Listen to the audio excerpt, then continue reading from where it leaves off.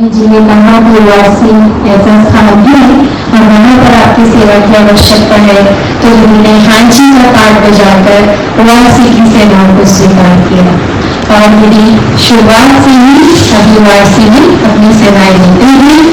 आपकी जो हमारा विषय है सच्चाई, सादगी और सफाई, वो आपके जीवन से प्रत्यक्ष दिखाई देता है। आप बाबा की यज्ञ में यहाँ पर वार्षिक का सारा अकाउंट्स तो देते ही हैं। अकाउंट्स में प्रॉपर पूरी एक रुपए का एक पैसे का हिसाब हर तरह से रखना, बाबा का कहीं कोई चीज व्यर्थ न जाए ये ध्यान रखना, ये आपकी विशेषता विशेष खूबी है जिससे आपको बाबा ने नवाजा है। और साथ साथ में अगर आप दीदी के प्रैक्टिकल जीवन में भी देखेंगे, हम भी कई बार जब दीदी को देखते हैं जितना आवश्यक है उतना ही है। बाबा ने नियम बनाया इतने कपड़े जोड़े होना चाहिए, उतने कपड़े ही ऐसे रहेंगे और जब तक चीज कंप्लीटली ठीक ऐसे नहीं योग्य नहीं हो जाती तब तक आप अपने आप को वैसे ही चलाते हैं। तो जीवन में आपके त्याग भी दिखाई पड़ता है। तो ऐसे आदरणीय विजय दीदी जी से आज हम विषय पर सुनेंगे सच्चाई, सफाई और सादगी।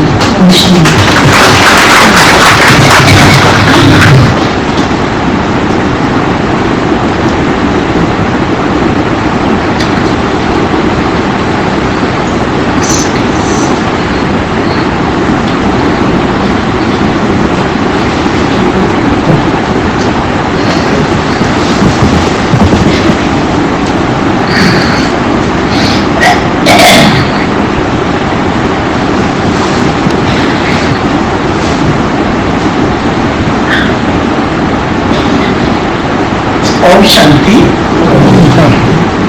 पीछे वाले बोलो ओम शांति। सब अलर्ट है ना?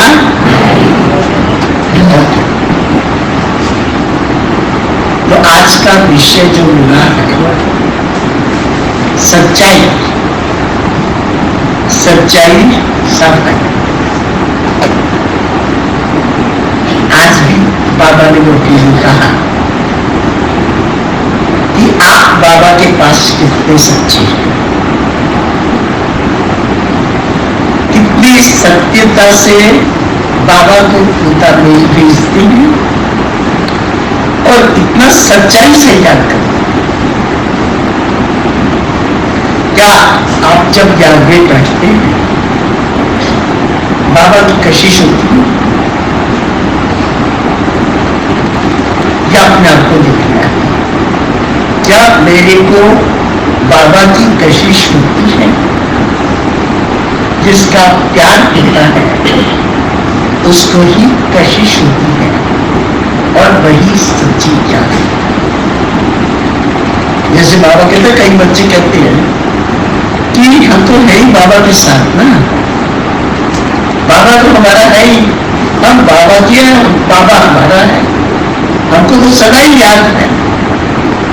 ऐसा ऐसा होता मेल भी लिख करके भेजते हैं। तो बाबा कहते हैं ऐसे बच्चे इस प्रकार का जो होता मेल लिखते हैं वो अपने आप को धोखा देते हैं और ऐसे बच्चे ही अंत में पछताते हैं। आज बाबा ने दूसरा शब्द कहा था, पछताएंगे, और एक शब्द और कहा, जो करेंगे वो पाएंगे, जो नहीं करेंगे वो पछताएंगे। तो बाबा ने अपना डायरेक्शन दिया, बाबा ने जो पढ़ाई पढ़ानी वो हमको पढ़ा। बाबा पढ़ाने के लिए आया था और वो पढ़ाते चला गया, उसकी पढ़ाई पूरी हो पूरी हुई है या भी चल रही है? बोलो टीचर्स पहले पूरी हो गई है, अभी चल रही है, अभी चल रही है, अभी चल रही है भाई चले।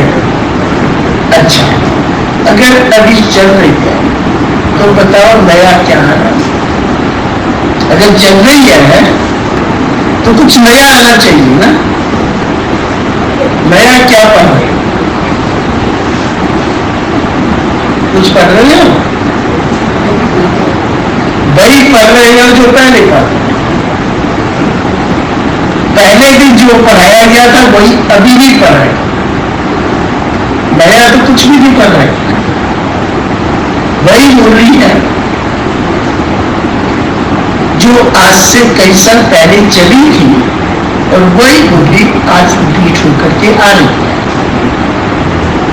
या कुछ नवीनता है, नयापन है, क्योंकि जो मुरली चलाने वाला था वो तो चला गया। मुरली जो ज्ञान सुनाने वाला था वो तो चला गया। मुरली का कोर्स तो पूरा हो चुका है। कब पूरा हुआ था? मुरली का कोर्स पूरा कब हुआ? पढ़ाई पूरी कब हुई? बाबा ने पढ़ाना कब बंद किया?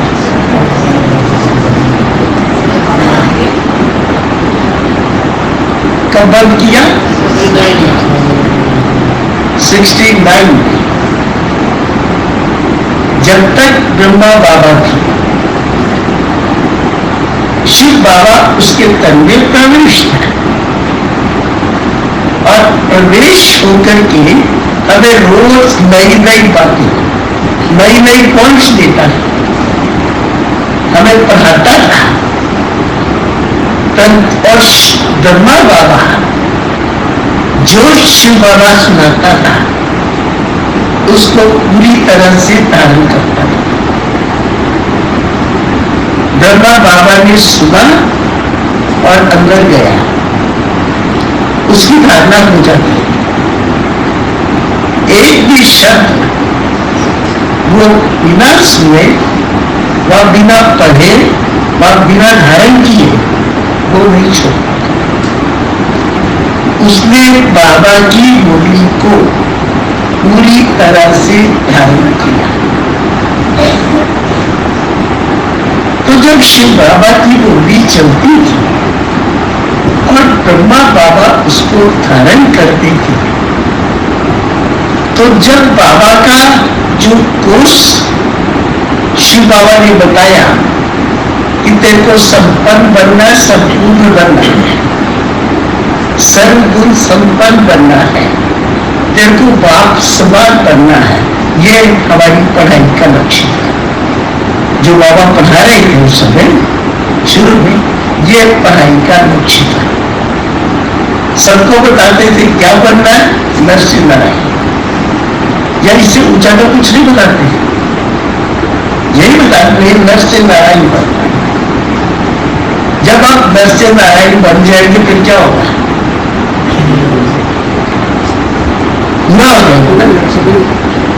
तो शिव ब्रह्मा बाबा ने जो शिव बाबा ने पढ़ाया उसको पूरा पूरा अपने में धारण किया। पूरा धारण करके वो कोई जब कमी नहीं रही, कुछ भी कमी नहीं, जब वो संपन्न बन गया, संपूर्ण बन गया, फिर वो बाप समान बन गया। लक्ष्य क्या था? बाप समान बनना। लक्ष्य था नरसिंह नारायण बनना। तो जो नारायण के गुण है, देवताओं के गुण है, वो तो शिव बाबा ने अच्छी तरह से धारण कर लिया।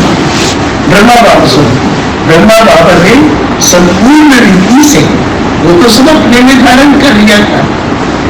अब बाकी कुछ धारण करने का रहा ही नहीं।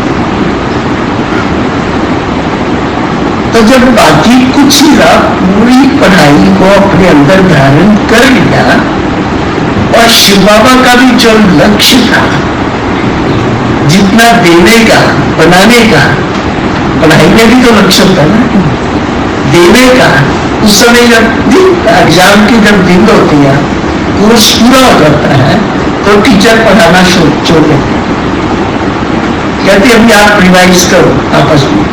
कोर्स जो था, सिलेबस था, वो पूरा हो चुका है।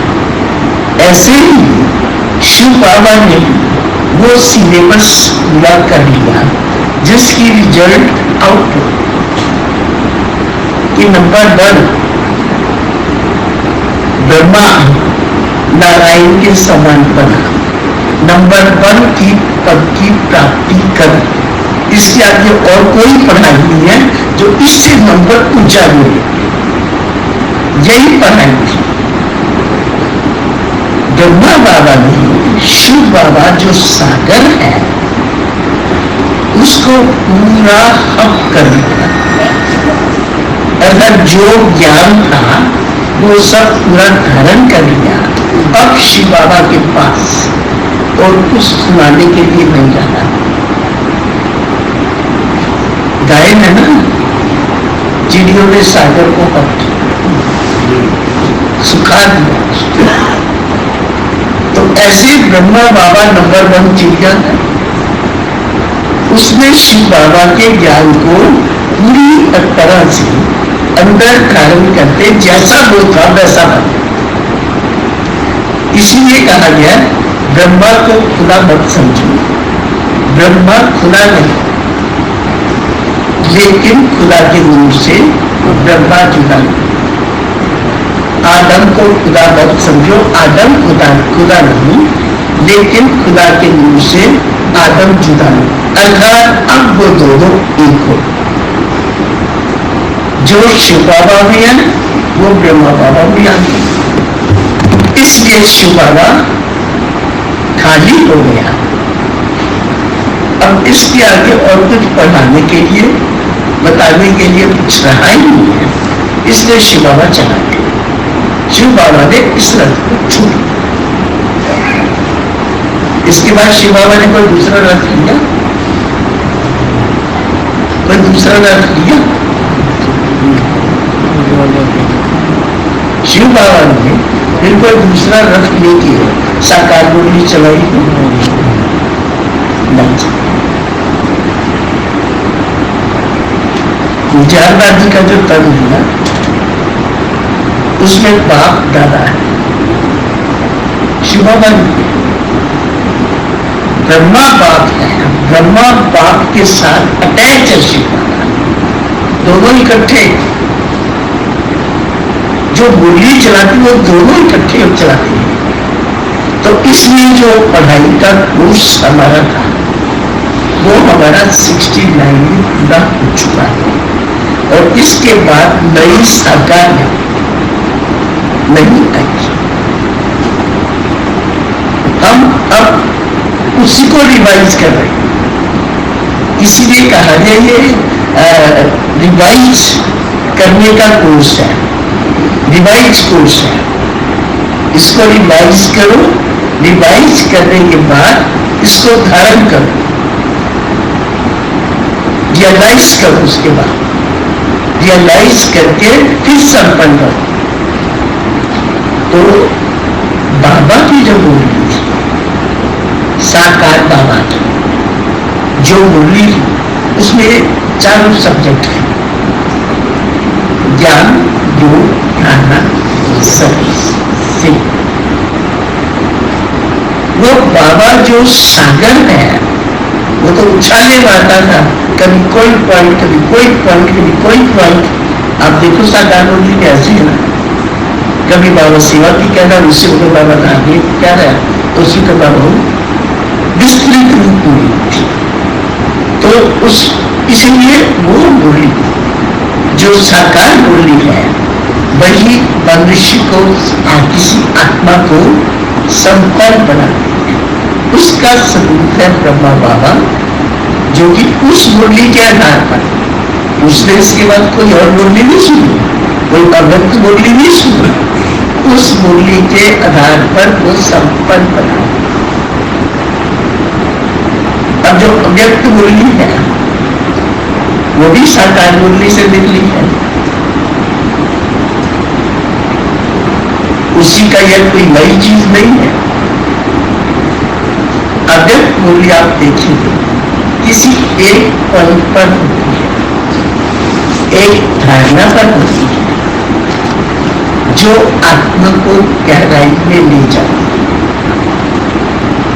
और वो जो धारणा जो भी पूर्ण है वो बोलता है ब्रह्मा बाप, क्योंकि शिव बाबा समान है, इसलिए कहते अव्यक्त बाप दादा, दोनों समान है। केवल बाप दादा नहीं कहते हैं, अव्यक्त बाप दादा, अव्यक्त बाप दादा की बोल। तो इसलिए वो केवल एक पॉइंट पर, और मुरली भी संपन्न बनाने वाली होती है, परंतु एक ही पॉइंट पे उसको सबको गहराई में ले जाती। और वो जो साकार मुरली थी वो चारों बातों में परफेक्ट बनाने वाली थी। तो इसलिए जब तक शिव बाबा थी तब तक हमारा ये पढ़ाई का कोर्स था, पर अभी पढ़ाई का कोर्स पूरा हुआ, अब वही मुरलियां रिपीट होकर आ रही है। और हम देखते हैं कई बार कहते हैं अरे ये मुरली तो पहले ही आई थी, ये हमने पहले ही 20 साल पहले या 1 साल के अंदर ही करेंगे, ये मुरली में अभी सुनी थी, यही मुरली थी। क्यों मुरलियां कोई और जगह से तो नहीं आती, ना ही कोई और सोर्स है। वो भी बाबा ने लगभग 63 या 64 से जो मुरलियां चली हैं, स्पेशली लिथो मुरलियां, जैसे आज लिथो हो गया थी, पहले ऐसे थोड़ी आती थी, पहले तो हाथ से लिखते सबको भी। मगर ये जो अभी आ रही है वो जो लिखत थी उसको ही करेक्ट करके, ठीक करके और बड़े रूप में वो मुरलियां हमको मिलती जा रही। और इस मुरलियों के आधार पर ही हमको संपन्न बनना है और संपूर्ण बनना है। आप उस मुरली से भी कोई एक पॉइंट भी ले, एक पॉइंट भी, उस एक पॉइंट को भी अगर आप जीवन में सच्चाई से धारण करते हैं, अर्थात दृढ़ता से लेते, पक्के होकर के लेते और उस पॉइंट में अचर अडोल रहे, उससे भी संपन्न बन सकते हैं। इसलिए बाबा मुरलियों में हमेशा कहते हैं, बाबा कहते हैं बच्चे खुश रहते हो, तो सब बोलते हैं हाँ जी बाबा। फिर बाबा पूछते हैं अच्छा हाथ खड़ा करो, सब हाथ खड़ा करो। फिर बाबा कहते हैं सदा खुश रहते हो, सदा, एवर, कभी भी ना खुश ना हो, खुशी कभी भी गुम ना हो, सदा खुश रहते हो। फिर सबके हाथ नीचे होती है, क्योंकि सदा खुश रहते हैं, कोई ना कोई बात तो सामने आती है, कोई ना कोई समस्या परिस्थिति मन तो टूटता ही है। इसलिए सदा, इसे जब सदा कहता है तेरा हाथ नीचे, तो बाबा तो सदा चाहे, क्योंकि ब्रह्मा बाबा को फॉलो करे, ब्रह्मा बाबा ने करके दिखाया। जो शिव बाबा ने कहा वो सदा एवर उस पर अचल अडोल रहा। अगर ब्रह्मा बाबा ने अपनी बुराइयों का त्याग किया, अपने विकारों का त्याग किया, अपने वेस्ट संकल्पों का त्याग किया, नेगेटिव संकल्पों का त्याग किया, घर बात का त्याग किया, वो सदा ऐसे भी अभी तो कहते बाबा तेरा, और फिर कहते जी मेरा, तेरा तो तेरा प्रैक्टिकल करके दिखाया, तेरा तो तेरा सच्चाई से। तो सत्यता के आधार पर हमारी प्यारी ब्रह्मा बाबा वेद का, सृष्टि का बाप, जिसको ग्रेट ग्रैंड फादर कहते हैं, उसने इस पर चल के दिखाया। इसलिए आज शिव बाबा कहते हैं फॉलो फॉलो मदर फादर। जो कहते हैं मदर फादर क्यों कहते हैं? मदर फादर क्यों कहते हैं? क्योंकि वो मदर भी है, दो फादर है, ब्रह्मा माँ है ना माँ, सबको पता है ना, ब्रह्मा माँ है, जिसको बाबा कहते हैं ये बड़ी माँ, क्योंकि मैंने इसमें प्रवेश किया, ये मेरी जुगल है और तुम बच्चे से पैदा, इसलिए तुम्हारी बड़ी माँ। तो इसलिए बाबा कहते हैं मम्मा माँ बाप, मदर फादर को फॉलो,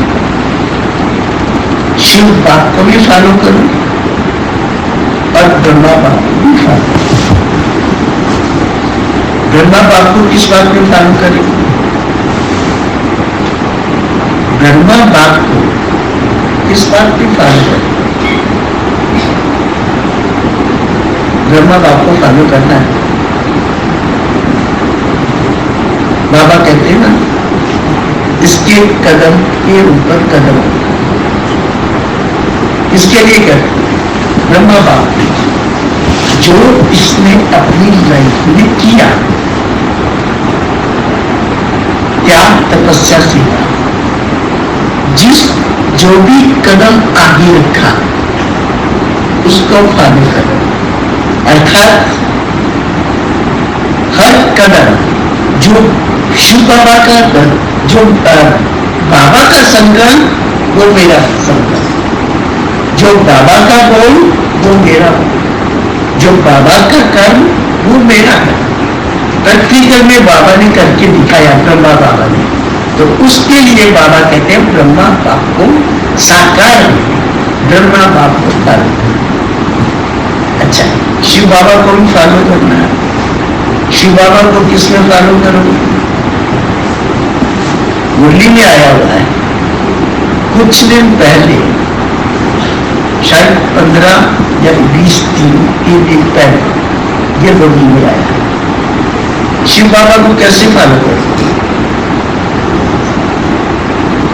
शिव बाबा को भी फॉलो करना है, उसको फॉलो किए बिना आप ऊपर जाइए।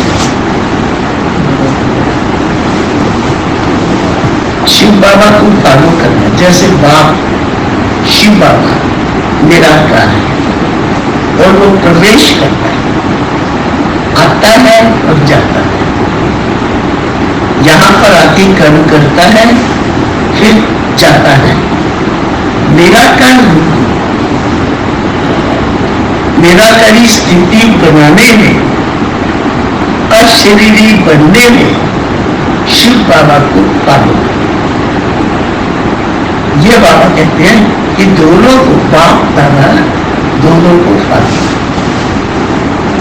अब इसके लिए चाहिए सच्चाई सफा। कहते तो है ना, हाँ हम तो शिव बाबा को फॉलो करते, हमारा बुद्धि योग कहीं नहीं चाहता, हमारा है, हमारा तो एक बाप ही है, हम तो सदा उसी को जाते हैं। ऐसे ही कहते हैं सब ऐसे, किसी से पूछो, माताओं से पूछो, माता याद करते हो, कहते हाँ बहन जी हमारा है, एक ही है, उसको याद। अब क्या सच्चाई क्या है, कितनी आपकी याद सत्य, वो प्रैक्टिकल में देखने में आता भी है और आप सब रियलाइज करें। जब आप अभी याद में बैठे, सब बैठे, तो मेरा एक प्रश्न है, क्या आपका मन उस बात, सच्चे बात एकाग्र था या कहीं बात? सच्चे दिल से अपने आप से पूछो, सच्चाई से पूछो कि जब मैं योग में बैठता हूँ मैं बैठती हूँ, क्या सचमुच मैं अशरीरी हो जाती हूँ? क्या मेरा योग बाप के साथ रहता है? क्या मेरा बुद्धि बाहर निकलता है, बार बार बाहर जाता है? अगर बाहर जाता है तो हम उसको सच्ची याद दें, सच्चाई की याद नहीं होती। योग की डेफिनेशन तो आज हम इतना देते हैं कि योग से भी कर्म विनाश होते हैं, योग से आत्मा पावन बनती है, योग से दृष्टि वृत्ति शुद्ध हो जाती है, योग हमारे व्यवहार को बदलता है, योग हमारे विकारों को खत्म करता है, योग से हमारी आयु बढ़ती है। कितनी हम योग की डेफिनेशन देखते हैं, तो हम अपने आप से पूछें, क्या ये सब हमारा योग के द्वारा हो रहा है?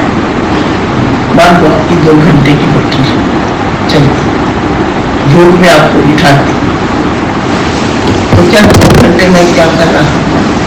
अपने आप क्या बुद्धि योग बाहर था? या तो नींद आई, या बेसंकल्प चली, या बुद्धि बाहर जाए, बाबा में लगी रहे? ऐसा तो मुश्किल इसलिए क्यों होता? कारण क्या है? हमारी बुद्धि बाहर क्यों जाती? जरूर हमारा किसी से लगाव झुकाव है, किसी से कुछ लेना देना है, या किसी से दोस्ती है या दुश्मनी, बुद्धि उसी या किसी से लड़ाई झगड़ा होता है, बुद्धि बार बार उसमें चलती, उसने मेरे को ऐसा कहा था, ऐसा या कोई खुशी की बात है, बहुत प्राप्ति होने वाली, बुद्धि उसमें चाहिए।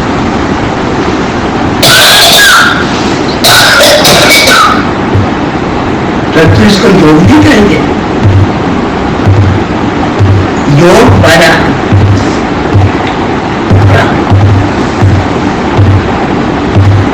योग माना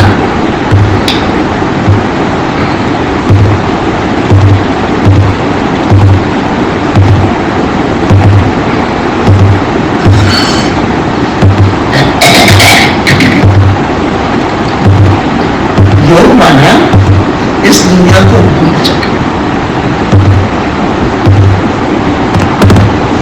योग का अर्थ है अपने आप को आपका समझ। देह सब जो ये है ये देह को भूल जाओ। देह को भूलेंगे, देह की दुनिया भी भूल जाएगी। देह की दुनिया, देह के पदार्थ, देह के संबंध, देह की लेन देन, क्योंकि जितना भी ये इतने संबंध जो है वो सब देह के साथ। इसलिए बाबा ने कहा कि देह को भूल जाओ। अगर आपको योग करना है सच्चाई से, तो पहले इस देह को भूल जाओ। मेरी ये देह है, जब मैं ये देह में हूं, ये सब भूलो। मैं देह हूं ही नहीं।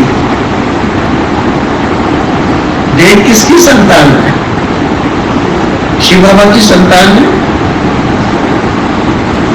शिव बाबा का बच्चा शिव बाबा ने पैदा किया देह को, लौकिक बात बेटा, तो आपको लौकिक ही याद आएगा। अगर आप ये समझते हैं कि मैं ये देह से न्यारी एक आत्मा हूं, आत्मा का संबंध उस पिता परमात्मा से, आत्मा का इस दुनिया में किसी से कोई भी संबंध नहीं है। वो तो इस दुनिया में पाठ बजाने के लिए है, वो तो इस तन से भी न्यारी है, तो दुनिया किससे भी न्यारी है। तो अपने आप को रियलाइज करना कि वे ज्योति बिंदु